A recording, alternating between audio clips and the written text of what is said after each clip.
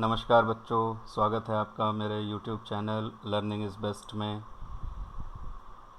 Learn Python का ये video number 9 है और डेटा हैंडलिंग का ये पार्ट 3 है।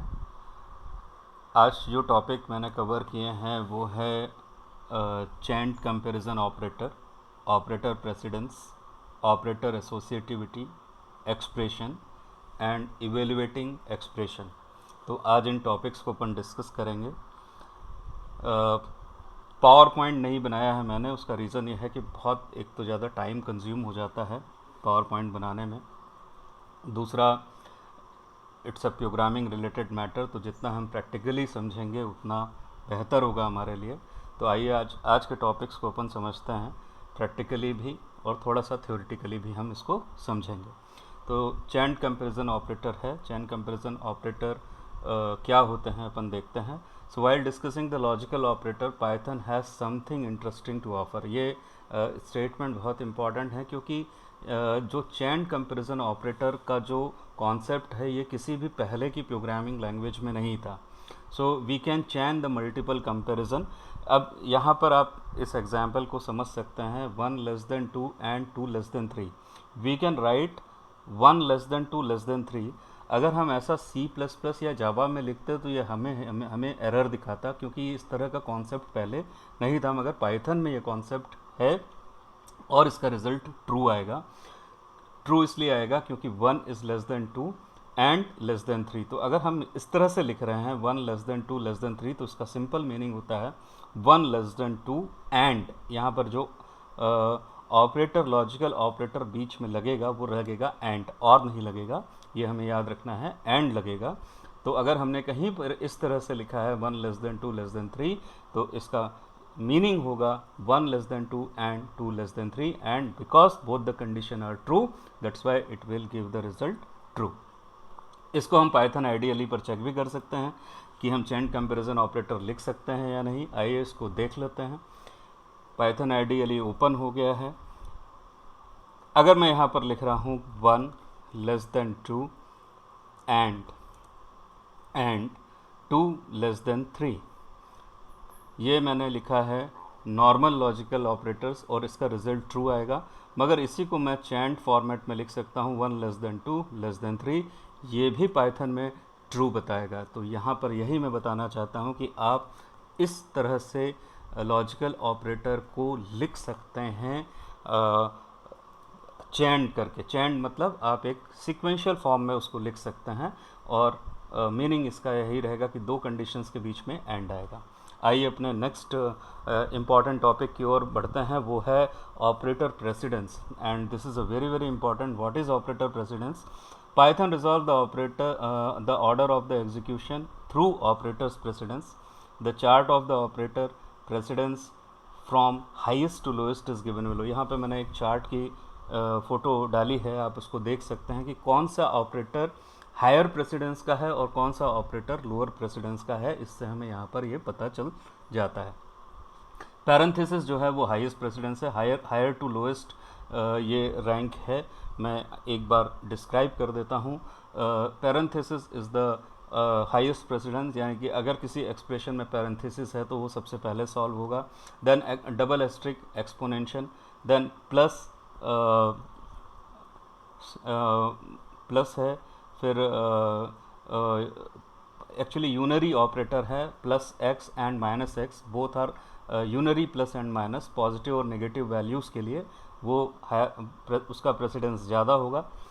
फिर asterisk, slash, floor division and remainder, percent, ये जो है दिए हुए हैं, प्लस और माइनस, एडिशन एंड सब्सट्रैक्शन। फिर उसके बाद less than, all relational operator, less than equal to, greater than equal to, not equal to, comparison and relational operator, is not, identity operator, ये आपके नेक्स्ट प्रेसिडेंस में रहेंगे। Not x, the boolean not, and boolean and, और boolean or. तो logical operators में not सबसे पहले आएगा, फिर एंड आएगा, फिर और आएगा। तो this is the operator precedence highest to lowest. Now associativity of the operator हम देखते हैं। What is the associativity of the operator? Associativity is the order in which an expression having the multiple operators of the same precedence is evaluated. All operators are left associated except for exponential. जो exponential operator है double asterisk, वो सिर्फ right to left evaluate होगा, बाकी सारे के सारे operators जो हैं वो आपके जो हैं वो लेफ्ट एसोसिएटिव रहेंगे instead of exponent operator. For example 7 multiply 8/5 floor division 2. अगर हम इसको कैलकुलेट करेंगे तो सबसे पहले एज पर द प्रेसिडेंस, चूँकि यहाँ पर ऑपरेटर प्रेसिडेंस जो है वो लगभग सभी का इक्वल है, एस्ट्रिक स्लैश फ्लोर डिवीज़न अगर हम बात करें तो यहाँ पर सबसे पहले क्या होगा, 7 multiply 8 divide by 5 floor division by 2, तो जो वैल्यू निकल कर के आएगी वो आएगी 5.0. इसको हम चेक कर सकते हैं अपने पाइथन आइडियली पर कि ये किस तरह से काम करेगा. तो आइए इसको हम चेक करते हैं. 7 मल्टीप्लाई 8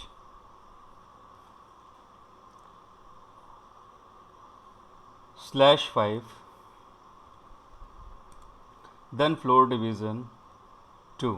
इसका जो रिज़ल्ट मिलेगा वो मिलेगा 5.0.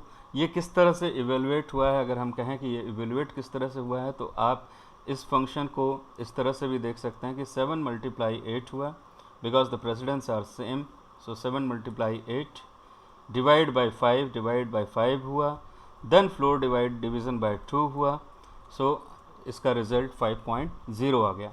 मगर अगर पैरेंथेसिस चेंज हो जाते हैं तो इसका क्या इफ़ेक्ट पड़ता है वो भी हम देख लेते हैं.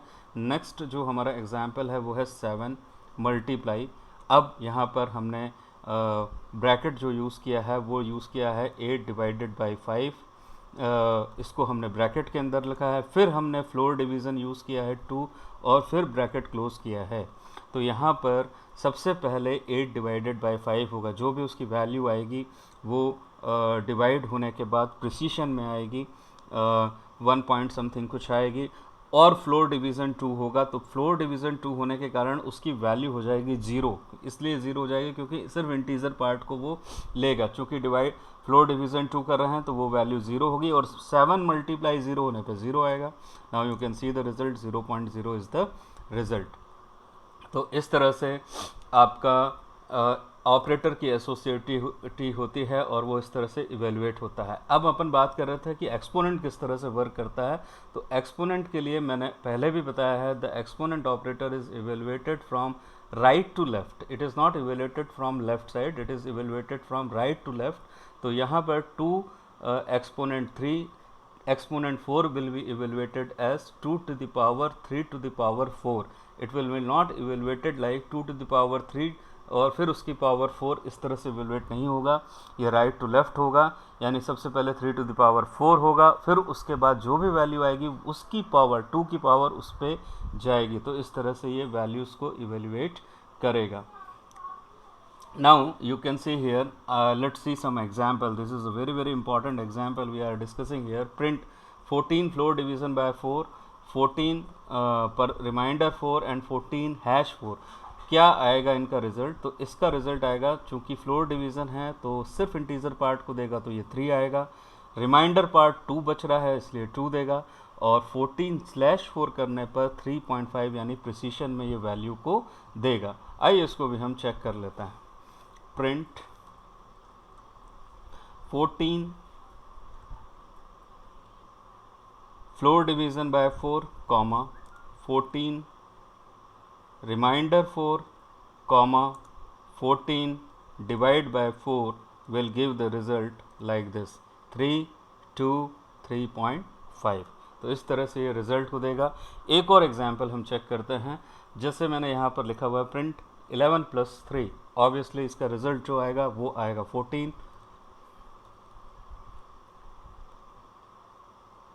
क्योंकि ये एक्सप्रेशन है, मैथमेटिकल एक्सप्रेशन है, इसका सिंपल रिजल्ट 14 आएगा. मगर अगर हम यहाँ पर लिखें प्रिंट 11 + 3, अब यहाँ पर जो 11 लिया हुआ है, 11 is not taken as a integer, 11 is taken as a string. तो जब हम 11 को स्ट्रिंग की तरह से देखते हैं तब इसका रिजल्ट क्या आएगा, it will shows the type error. चूँकि 11 स्ट्रिंग है इसलिए वह इंटीजर में ऐड नहीं हो सकता और यहाँ पर हमें टाइप एरर आएगा। तो आप देख सकते हैं कि इस तरह से हम पाइथन एसोसिएटिविटी को चेक कर सकते हैं। आइए अपने नेक्स्ट टॉपिक पर चलते हैं। This is also a very very important topic and the topic is expression. What is expression? An expression in the Python is any valid combination of operator and atoms. An expression is composed of one or more operations. An atom is something that has a value. Identifiers, literal, string, list, tuples, sets, dictionaries, etc. all are atoms. The expression in the Python can be any type: arithmetic expression, relational expression, logical expression, and string expression. So we have 4 types of expression in the Python: arithmetic expression, relational expression, logical expression, and string expression. How we can evaluate the arithmetic expression? This is a very very important. Now you can see evaluating arithmetic expression is very simple. Arithmetic expression involve numbers, integer, floating point numbers, and complex number and arithmetic operator.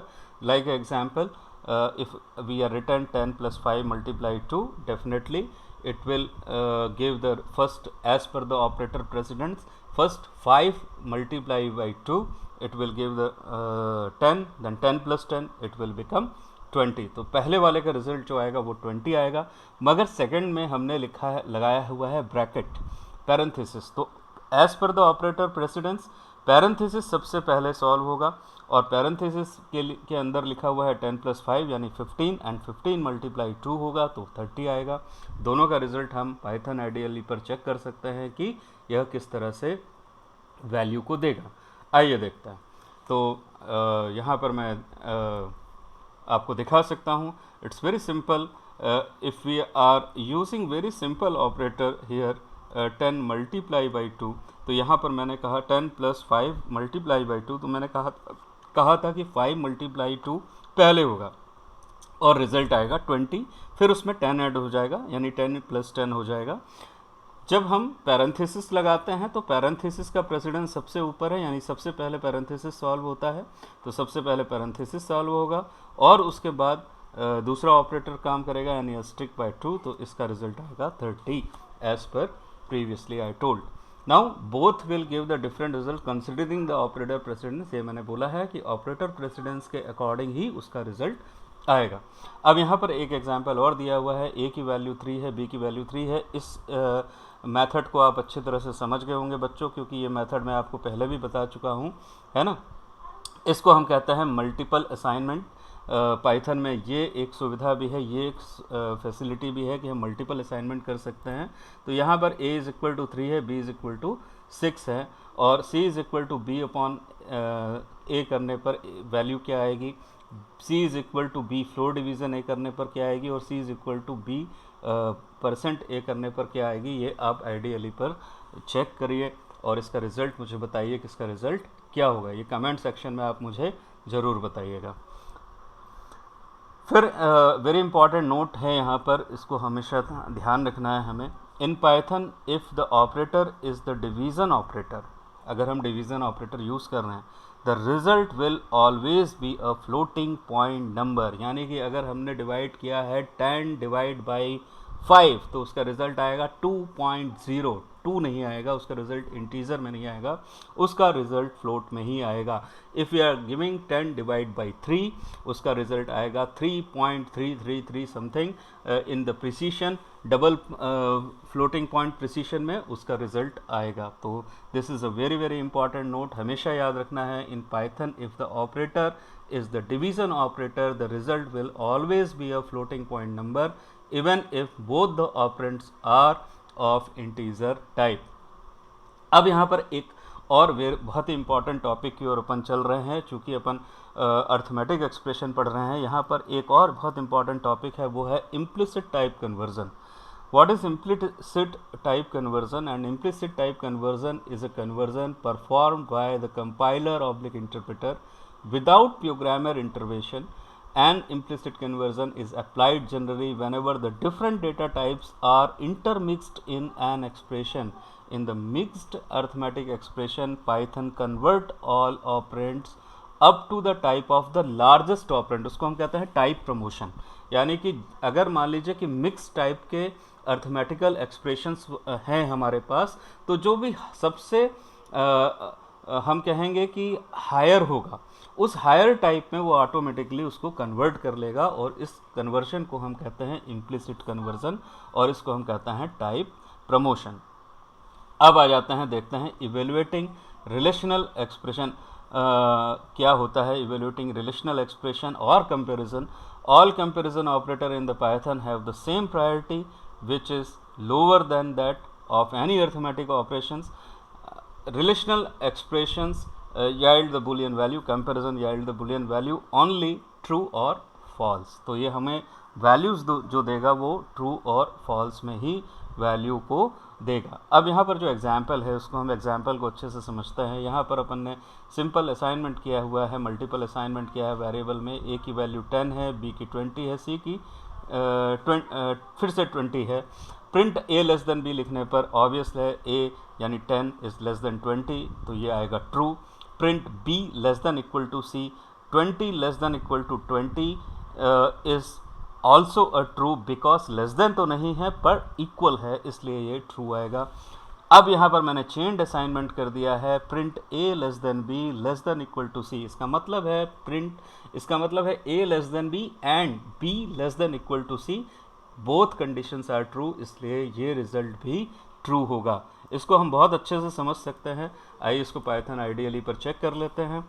इस example को c is equal to मैंने लिया था 10, 20, 20, यानी कि a की value 10 है, b की वैल्यू 20 है, c की वैल्यू भी 20 है.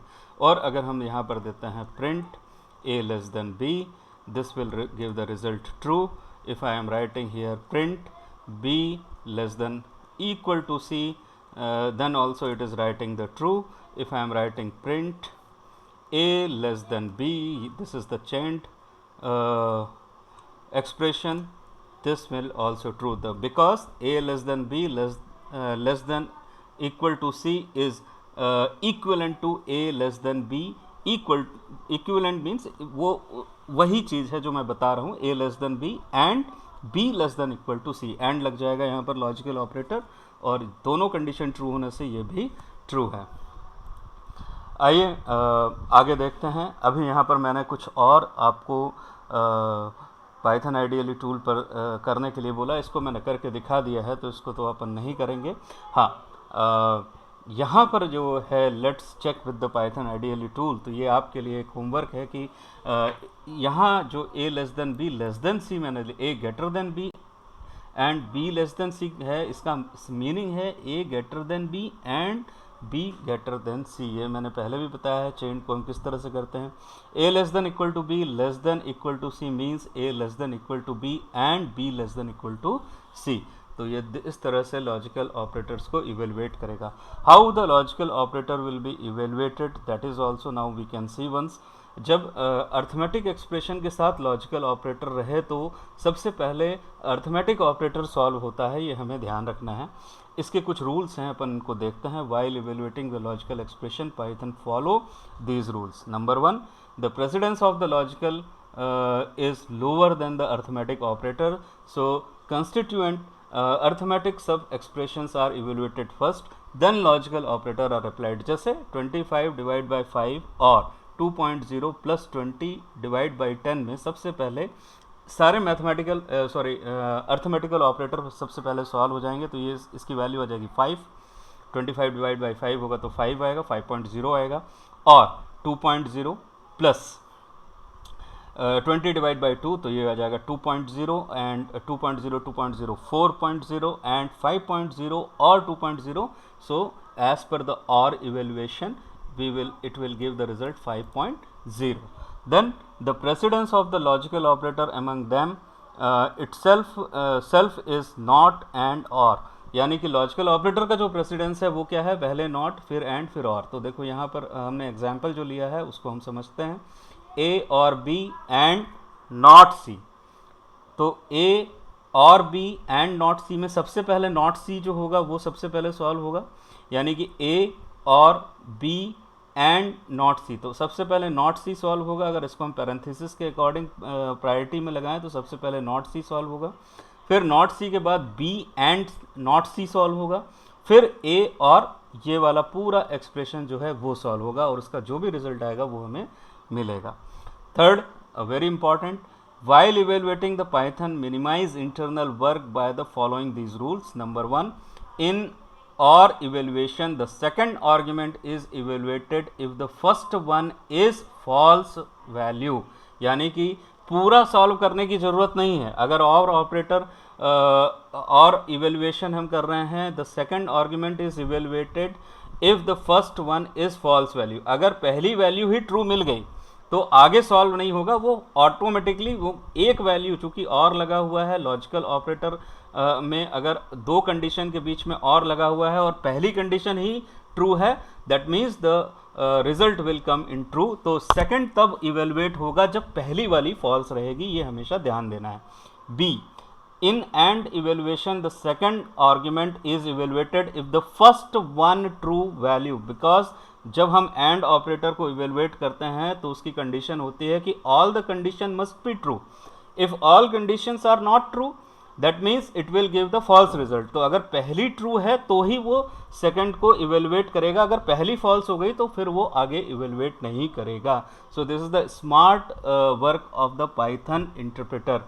जैसे एग्जाम्पल के लिए हम यहाँ पर देखते हैं 5 less than 10 and 10 less than 5 और 3 less than 18 and not 8 less than 18। अब यहाँ पर हम पहली जब हम बात करते हैं यहाँ पर एंड लगा हुआ है, तो 5 less than 10 is true and 10 less than 5 is false.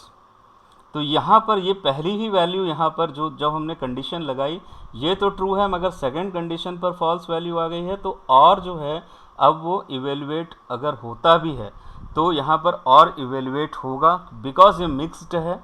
तो यहाँ पर 3 लेस देन 18 को चेक करेगा, ये ट्रू है, ये फॉल्स है और फॉल्स, यहाँ पर कंडीशन आ गई ट्रू, मगर यहाँ पर एंड लगा हुआ है और नॉट 8 लेस देन 18, तो ये हो गई वैल्यू फॉल्स, और चूंकि एंड लगा हुआ ट्रू एंड फॉल्स में वैल्यू आएगी यहाँ पर फाइनली फॉल्स। तो इस तरह से ये वैल्यू आएगी। अब आपको जो वर्क मैं दे रहा हूँ इसका रिजल्ट आप मुझे कमेंट पर ज़रूर बताएं। 5 लेस देन 10 और 50 लेस देन 100 डिवाइड बाई 0 क्या यहाँ पर वर्क करेगा या नहीं करेगा। तो आशा करता हूँ कि जो जितना भी आज मैंने आपको बताया है, 4 टॉपिक हमने आज कवर किए थे। 4 टॉपिक जो अपने थे वो थे chain comparison operator, operator precedence, operator associativity और एक्सप्रेशन। प्रैक्टिकली भी हमने इसको करके देखा है और मुझे उम्मीद है कि ये टॉपिक्स आपको बहुत अच्छे से क्लियर हो गए होंगे। तो आशा करता हूँ कि आपको अच्छे से समझ में आ गया होगा। अगर आपने चैनल को सब्सक्राइब नहीं किया है तो प्लीज़ इसको सब्सक्राइब कर लें ताकि आगे आने वाले वीडियोस आपको मिलते रहें। धन्यवाद। Stay home, stay safe.